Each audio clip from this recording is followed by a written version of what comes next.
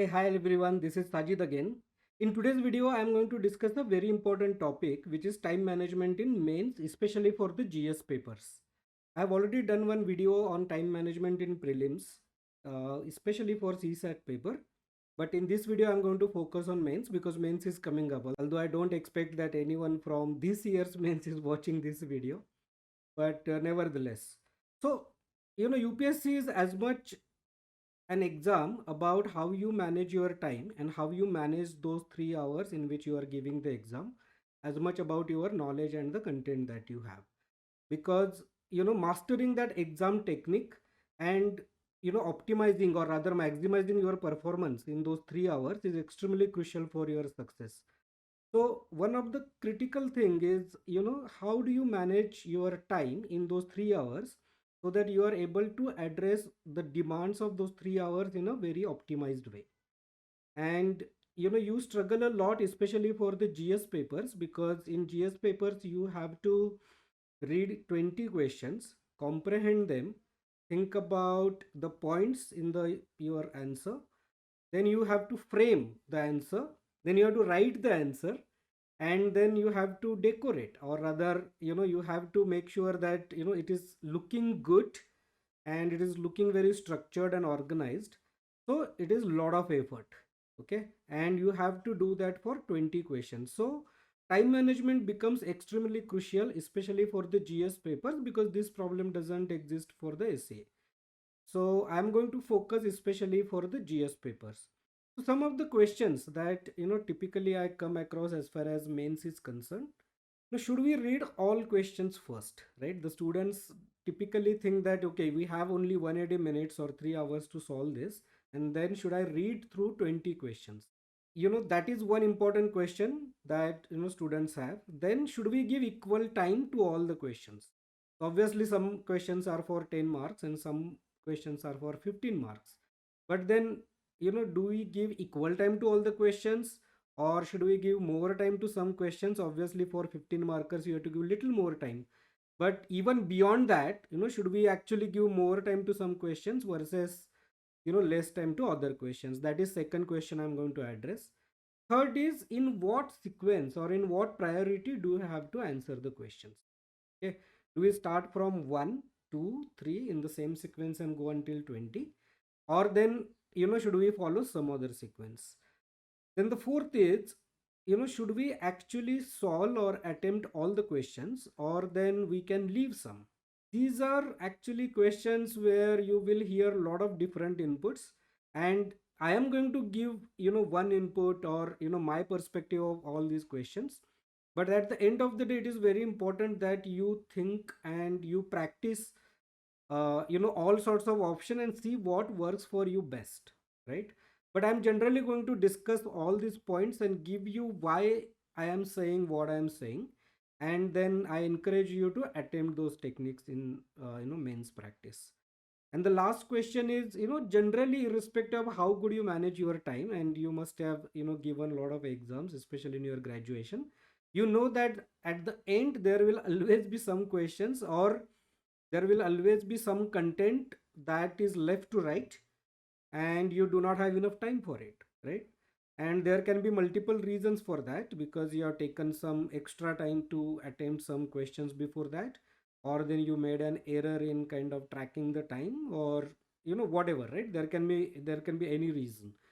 But then how do you manage that? I mean, once you realize that, oh, I am left with only 15 minutes and I am left with 3 questions or 4 questions, then what do you do, right?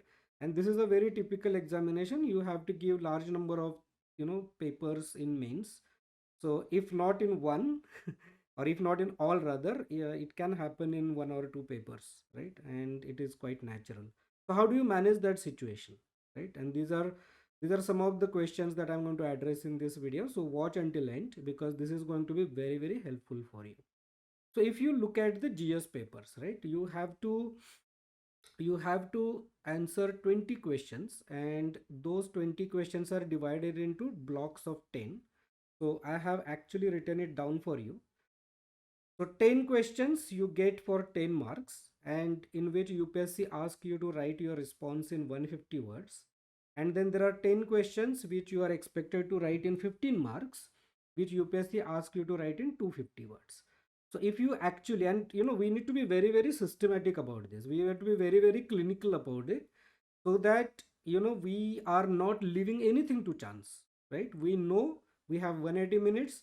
We know we have to answer these many questions, and then we have to divide the time accordingly, and then we have to track the time in the exam properly, so that you do not overrun the time on any question.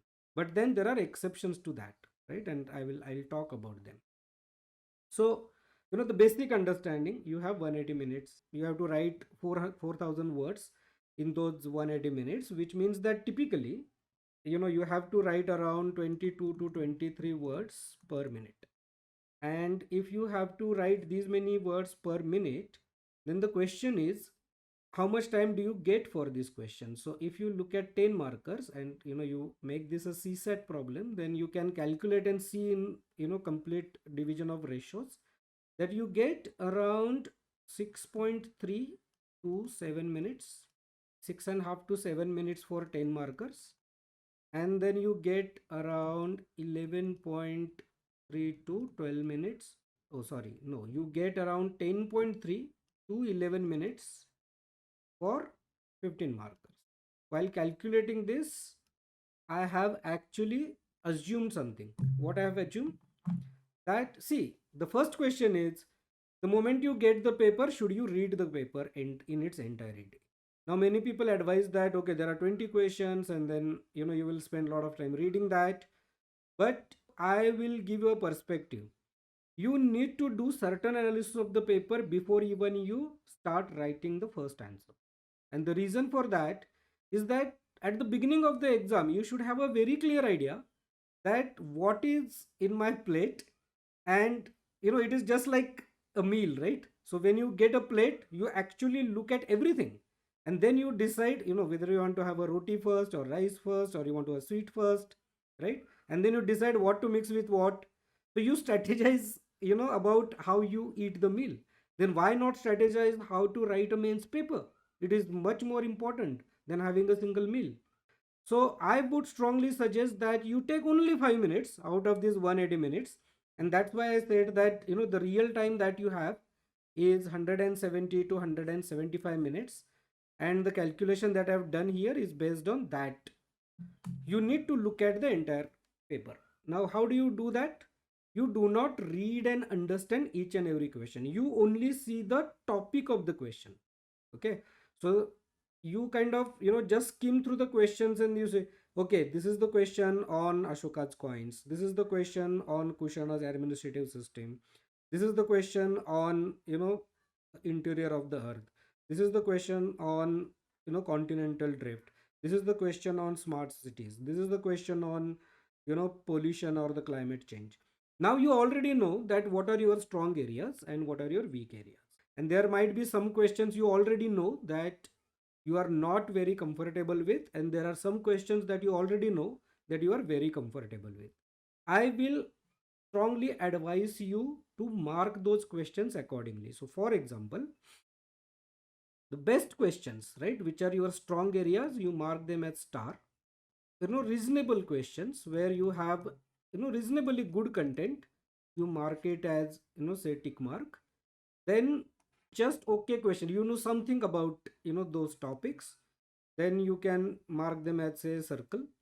And then there are some very bad questions which you have never heard of, or then there is something on completely on a current affairs that you are not tracked, or some theory or some period in history that you put entirely on optional, and this question is dedicated to that. So you already kind of know that you won't be able to answer that question appropriately. If you have studied really, really well, if you have prepared that particular GS paper really, really well, you would find that this number will be about 5 to 7. This number will be about 5 to 7 or 6, let us see. This number will be about 4 to 5, and this number will be about 4 to 5. Okay. So this is what would happen. irrespective of how good you have prepared for that paper. In fact, these numbers are for people who have really prepared well. There will be 5 to 7 or 4 to 6 questions which you are really strong at, and then that number will go down gradually, or it will, sorry, the number will remain same, but your capability to answer the content that you have is poor and poor, and then ultimately you reach. So you have now 4 blocks of questions, right? Some you are very good at, until some you are very bad at. And that is the reason you read all the questions. Because see, what happens is, you are writing in sequence, and then you want to finish, or you want to start with your strong areas. Okay, so you know that there are 4 more questions which I am really good at. I want to typically go there and write those answers first. It does 2 things. It actually builds your confidence about paper. It actually increases your speed, because you don't have to think much while writing those answers which you are good at. Okay, so it actually accelerates your brain's working in those 3 hours, and then that fast working of the brain is required for the questions which you are not very comfortable at. I would strongly recommend you to start writing the questions which you are marked as star. These are the questions that you should write first. Now the questions are not giving in the same sequence, right? Now you have the answer sheet where there is a question number 1, and you have to write the answer then and there. Then you have question number 2. So you do not have a control on the sequence, but you have a control on what sequence you follow in writing the answer. Now don't forget one thing. Your examiner is not going to examine your paper as per your sequence. He or she is going to do it in sequence. That he is going to check the first question, second question, third question, like that. We always have heard that the first impression is the last impression. You are writing 1, 2, 3, these are the questions until 20, right? He is going to check this in this sequence.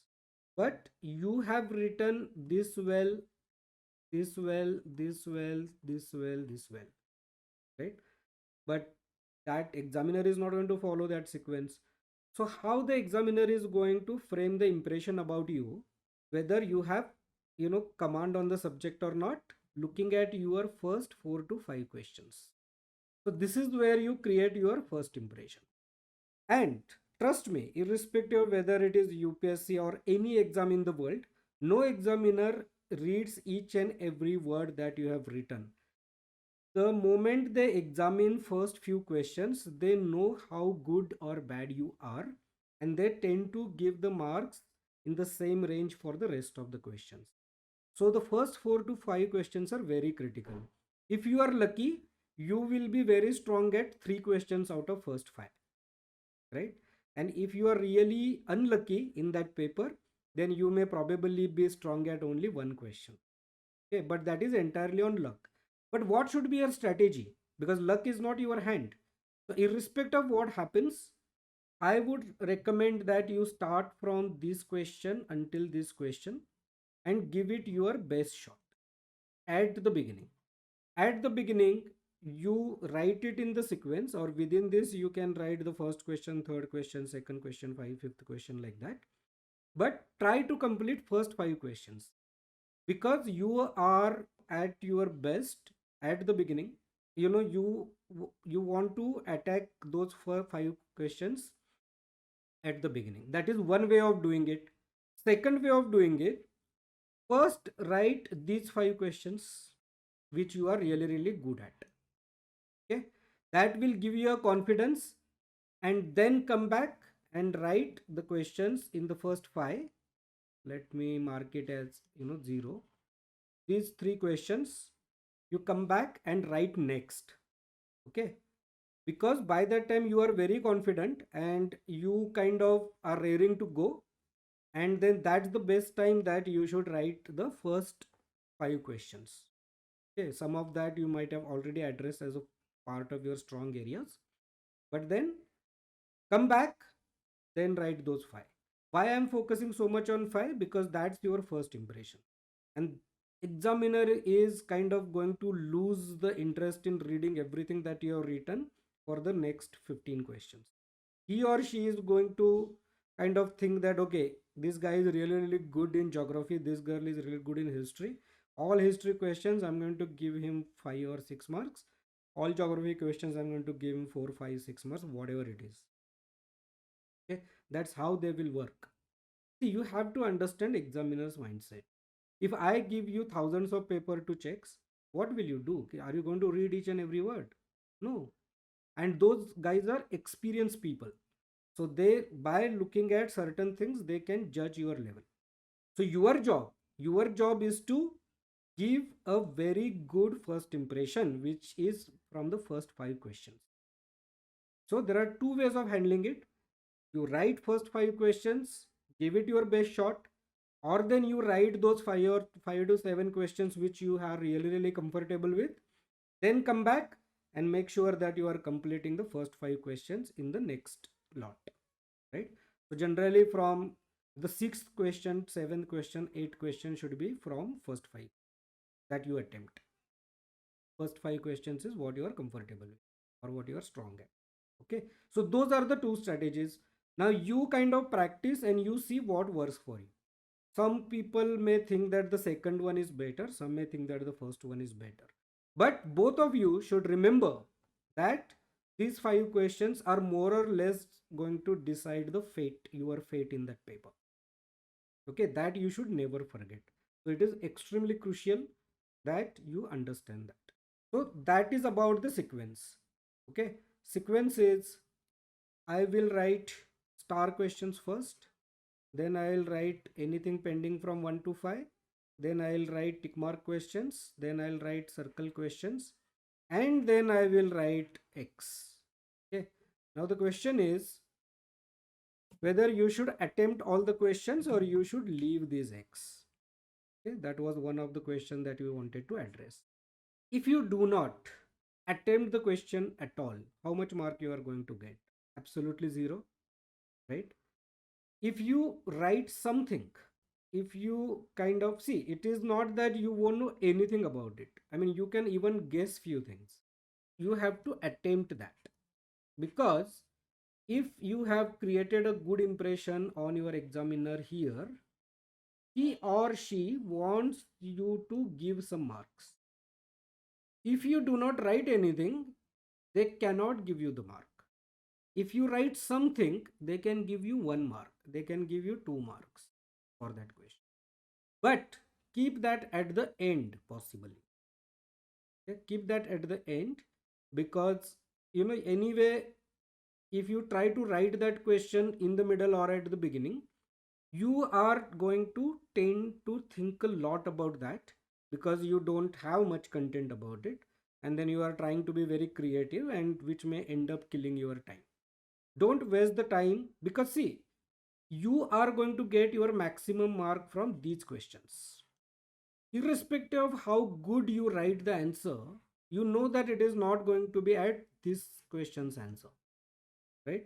So if you are getting 5 to 6 marks here, you will, even after you give the same amount of time to this question, you will never get 5 to 6 marks here. You are anyway going to get 1, 2 or maximum 3 marks here, right? Then why to spend a lot of your energy in the middle or at the beginning on those questions? So keep them at the end. So the sequence that you should follow is that, the star, let me kind of write it here again. Star questions which you are best at, tick mark questions which you are good at, circle questions which you are reasonable at, and cross questions which you are bad at. We say that we got 10.5 to 11 for 15 markers minutes, and then for 10 markers we got 6.5 to 7 minutes. Okay, so for best questions you give 12 minutes. For good questions, I'm saying that if it is here, then you give 8 to 9 minutes. For good questions, you give, I would say, 10 minutes. Here you give, 7 to 8 minutes. For reasonable questions, you give 7 to 8 minutes. Here you give 6 to 7 minutes. Here you give, 5 minutes. Here you give 3 minutes. Because something which you are very, very good at, give more time to that and make it best. Okay. So that, you get maximum marks out of your strength areas. If you divide the same time by merely calculating, इसको मुझे 11 minutes देना है and I have to give 7 minutes to others, you are not giving justice to the your strength, because your strength lies in only certain questions. Give more marks to it, write properly, use maps, diagrams, tables, whatever you use, write all the points, make it best. This is where you score maximum, so give your maximum time to this. This is where you score minimum, so give minimum time. I think this is the strategy that you should follow for any GS paper. Okay. And the last question that some of you have asked is whether you should attempt all the questions. The answer is big S,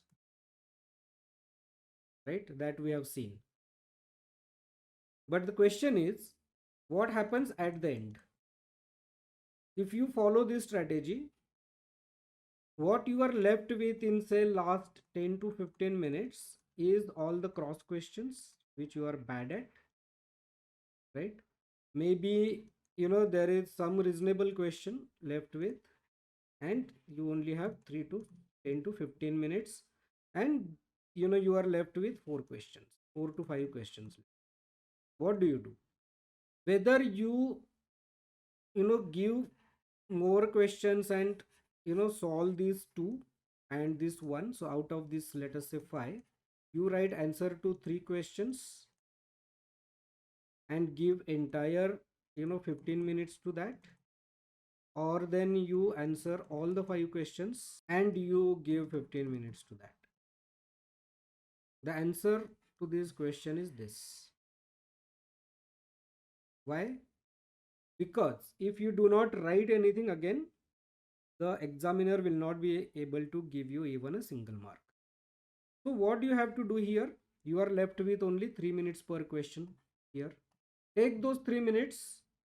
This is your question. Write only bullet points. Tuk tuk tuk. Give more space. If it is 15 markers, you will get 2 pages. Turn over the page. Write on the back side also. Draw some map. Draw some diagram. Draw some graph. Write some table.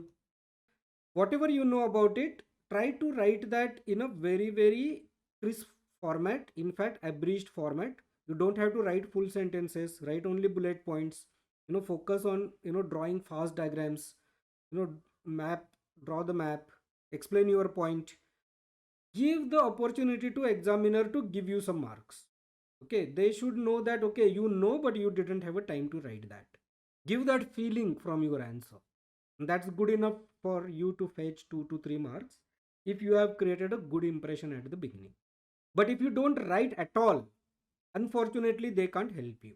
If you are left with very less time and more number of questions to be addressed at the end, fat, write bullet points. If it is 10 marker, 1 page, give a feeling that you have filled the page, give a feeling that you know that stuff, give the feeling that you know the diagram.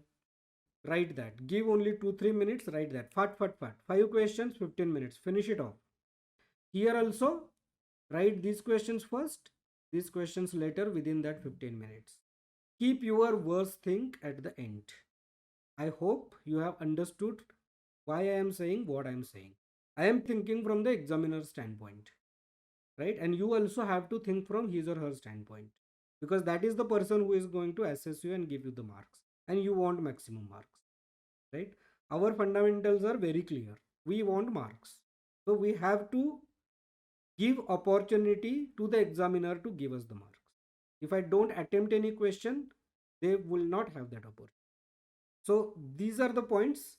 I am going to go back for one last point and let me see if I addressed all. Should we read all questions first?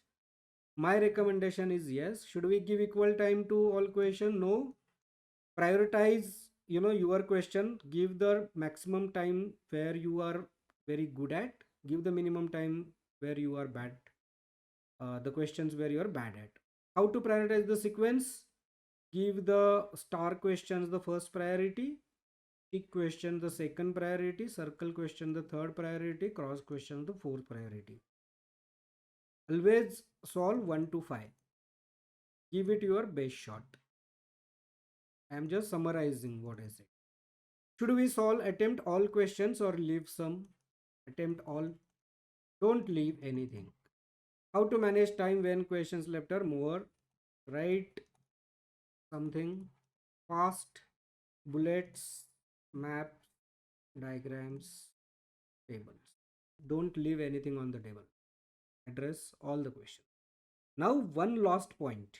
When I said about first 5 questions, right? So these are your first 5 questions.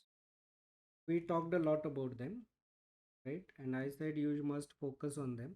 One important point is, for example, question number 3, you do not know absolutely anything about this. You have not have heard this word or keyword in this question at all. If you write a wrong answer to this, that will be a disaster for you. It is going to create a bad impression. So in the first 5 to 7 questions, I will advise you that if you are in this situation where you are absolutely not comfortable, this is a big cross question, don't attempt it. Leave it blank. Nothing is better than something in this scenario. Because you wrote a good answer for this, you wrote a good answer for this, you wrote a good answer for this, you wrote a good answer for this. Imagine if you write a very bad answer or a wrong answer for it. Examiner is going to lose the confidence in you. He or she is very happy here. Suddenly you say that, oh, this person doesn't know the stuff. Okay. But if you leave it, he or she won't have any idea that why you have left it. Although they will guess that you have left it because you don't know, but at least they know that you are honest. You are not trying to bluff. So this is the last important point which I wanted to highlight. I hope this video was very helpful to you, because time management is extremely important. Whenever you are practicing for mains, make sure that you are actually practicing with that 7-minute 11-minute criteria depending on the marks of the question. But I just wanted to make this video to help you to give certain pointers to think appropriately about how you are going to divide your time amongst different questions, how you are going to prioritize the questions, how are you going to make every best attempt to impress your examiner at the beginning, and how are you going to make sure that you are giving enough opportunity for the examiners to give you the marks by attempting all the questions. I think these are the 4 key points which I wanted to discuss. I'm sure that this was helpful to you. If it was, please like this video, share, and comment on this video, share your feedback. Let me know if you have any doubts or questions about this, and I'll be very happy to help you.